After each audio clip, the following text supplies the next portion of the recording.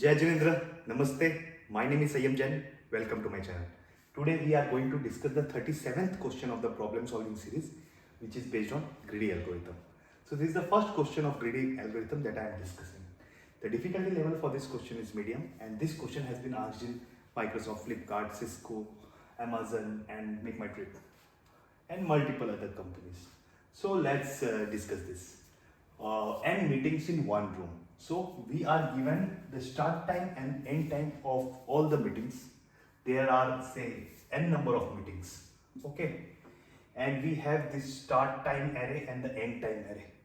So we need to find how many maximum number of meetings can happen in one room. We have only one room. So which meetings we will take so that the number of meetings can happen maximum at that room. For example, you can see here. If we have a one room and 10 to the 20, if we allow this meeting to happen in that room, so can we have this 12 to 25 meeting in the same room? No, we can't, because this is overlapping, right? So if we have 10 to 20, we can't have 12 to 25 in that room. But can we have 20, 30 in this room? No, we can't, because 20 and 20, this 20 and this 20, these are overlapping. There has to be a difference of 1. So in this way we can see we can only have one meeting in this room. Either 10 to 20 or 12 to 25 or 20 to 30, because all of them are overlapping. So the answer would be 1 here. So now let's look at the second example. Here the first meeting timing is given 1, 2, 3, 4, and these are not sorted. Like the third part of this array, or the second index of this array, if we start from 0, is 0, and it starts at 0 and ends with 6. But this starts at 1. So these are not sorted. These are given in a random manner. So here in this case, 1 to 2, 3 to 4, 0 to 6, 5 to 7, 8 to 9, and 5 to 9. These are the meetings that are happening. It starts at 1, ends at 2, starts at 3, ends at 4, in this way. And now we have one room. Which meeting should we take so that we can maximize the number of meetings in this room? Okay. Which meetings should we take? If we take, okay, if I take 1 to 2, this I'll take in this room. So can I take 3 to 4? Yes, I can take 3 to 4 because it's not overlapping. Can I take 0 to 6? No, I can't. Because after 1 to 2, 3 to 4, 0 to 6 is overlapping, right? So we can't take 0 to 6 if we are taking these two. So we can't take. Can we take 5 to 7? Yes, we can take 5 to 7. So 1, 2, 3, 4, 5, 7. We can take 5, 7. Can we take 8, 9? Yes, we can take 8, 9 because it's not overlapping with the last one, right? Can we take 5, 9? No, we can't take 5, 9. So how many could have we could take? We could take 4 meetings. If you would not have taken 1, 2, if you would have taken 3, 4 or 0, 6, then could we have taken these meetings? Because 0, 6 is there. Then we can't take 3, 4 and 1, 2 because 0 to 6 in 0 to 6 unit this room is occupied. So only 0 to 6 we could have taken, and then 8 to 9, only 2 meetings. Now how do we choose which meeting timing should we take so that the number of meetings is maximized in our room? That is the question. So in this case we can see if we take 1, 2, 3, 4, 5, 7 and 8, 9, we have 4 meetings, and that is the maximum value. Now how do we find this? For any examples, how do we ensure this? So here we come on greedy algorithm. What does greedy algorithm tell? So whenever you are trying to find a solution for any problem, so if we divide it into if we choose for the smallest part of the problem, if we choose the optimal value, okay, for this value we are getting the optimal result, then take that value and then move forward, assuming that there will be a uniformity in all the values, subsequent values. Okay, so you have to identify whether the problem is a greedy problem or not. Here in this case, if you would have taken 0 to 6, then it starts at 0 but it ends at 6. So we have to wait for 6 seconds. But if we take 1 comma 2, it starts at 1 but it ends at 2. So if the value ends at the small value, then we take the next value now, because we can take on the next meeting only when this is over, then only we can take now. So the first part should always be less than the second part. So is this the intuition? Yes. So let's come to the solution. How do we solve this? So what we see that the end part, whenever we take any meeting in our room, then its end part should always be lesser than the next meeting's first part, right? So this is the way we need to ensure. So this is the greedy approach that we are going to take. We are going to short this based on the ending timing of the meeting. Then the next meeting which we take should be always greater than this meeting. Then only. And the next value will be obviously the shorted end value. In this way we will get our answer. So if we take this one, you can see this is actually shorted according to the end time. 2.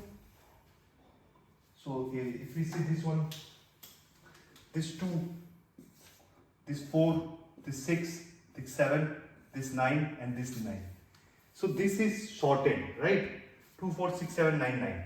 So that's why if I take 1, 2 in the beginning, then we see here, okay, 3 is actually greater than 2. So we can take, okay, take 3, 4 as well. Suppose we have any structure, say we have a stack, last in first out, right? We have a stack data structure and we have taken we have seen 1, 2. This is the shorted one end time. So we see, okay, 1, 2 we have taken it, and now this end time we are checking the tops, the s dot tops, the stack top part with the next value. Okay, this is 2 is less than 3. Then we take this one. Now when we take the next meeting, can we take 0, 6? So what we'll do, we'll compare this end part 4. Now it was earlier it was 2, now it's 4. Is 4 less than the first part of this 0? This is not. That means we can't take this meeting, right? Because it's already occupied from 3 to 4 and it starts with 0. Already it's there, right? So we can't take this. It has to be bigger than this end time. So now we move to 5, 7. So is 5 greater than the end time 4? Yes, it's greater. So we take 5, 7. Now our end time is 7 now. So now we compare, okay, 7. Is 7 less than 8? Yes. So we'll take 8, 9 as well. Now we take end time is 9. Is 9 greater than 5? Smaller than 5? No. So we can't take this. So what is the answer of the solution? So we have got the time as well, the time unit, which are the meetings that we are going to take. But here we are given the maximum number of meetings which we need to take. So we'll just return the size, right? So in this way, we'll be able to solve this. So let's code this first. Okay, and what would be the time complexity for this one? The time complexity, we could have solved it in a brute force manner also, by taking the first part and then checking all this whether at this interval, if it's not sorted, we can take this or not, that or not. For everything, that would be order of n square. But here we have linearly solved it, but we had to sort the end time. So the time complexity for sorting is order of n log n, right? Now let's code the solution. So what we have done, we have these two arrays, different arrays. It's not together. So what we need to do, we need to make it together. So we'll take a vector of, since I am coding in C++, for whole of this. So vector is nothing but a list in Java or Python. So vector of pair, say meeting. Okay, you need to give meaningful variable names. Okay, so meeting, and then what we do, we just, for I equal to 0 to n, we just add meeting dot pushback start I, end I, as a pair to this vector. Now we have this as this, right? Now we sort meeting dot begin, meeting dot end, comparator. Now I hope you know the logic of how comparator works. Why do we need comparator? Because we need to sort it according to the second value of the pair, according to this value, the end time, not the start time. So for sorting that, we need to ensure that the second value is greater, is increasing in ascending order, right? So I hope the comparator function, you know how to code it in C++. If you don't know, you come to my code walkthrough section, I'll explain it. Okay, so for now this is sorted according to the end time. Now what do? We take a stack. Okay, we could have taken array also. Let's take stack, no issue. So stack pair of int and we have st. Okay, now what we do, we push the first value. Okay, so meeting 0, we have pushed the first. Say in this example, if we follow 1, 2 is inside the stack, right? Now what do? We run the loop from for I equal to 1 to n, and then we check. Okay, if stack dot top dot second, the second part of the pair, is it less than the meeting I comma 0 or not, or meeting I dot first or not. Okay, the first part, we are starting from 1, we have taken this, so we are starting from this. Is 2 less than 3? Yes, it is less than 3 for this example. So if that is the case, what do? We push st dot push meeting I, right? Else what will happen? Nothing. Else it would increase and it would go to the next part. Okay, so in this way we will get this stack values, right?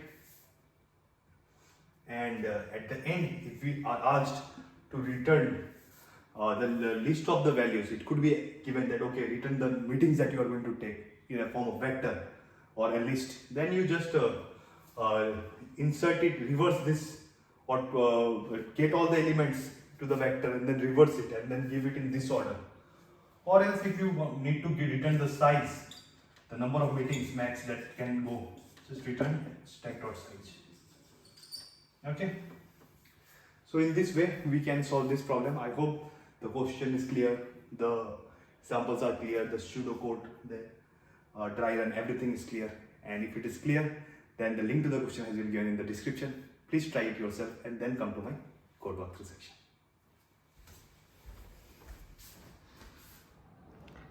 Here is the code walkthrough of this question and meetings in one room in Geeks for Geeks platform. You can see this question over here, and you see these are the same examples which we have discussed. Okay, so let's look into the code directly. So here is the comparator function which I did not write during the pseudocode. So what we have done here, we have sorted our meeting vector according to the end array value, right? End time value. You can see here when we pass this comparator here, we have this pair P1 and P2. So it has the start time and end time. So if the second time P1 dot second is less than P2 dot seconds, we are returning true. So that means that the end time should be smaller. It should be in the ascending order of end time. But if the end time is equal, then we give the preference to the start time. So in this way we code the comparator function, and then once the comparator function is done, we have shorted it, we have taken stack, and we have implemented what we have discussed in the pseudocode. So let's directly submit this.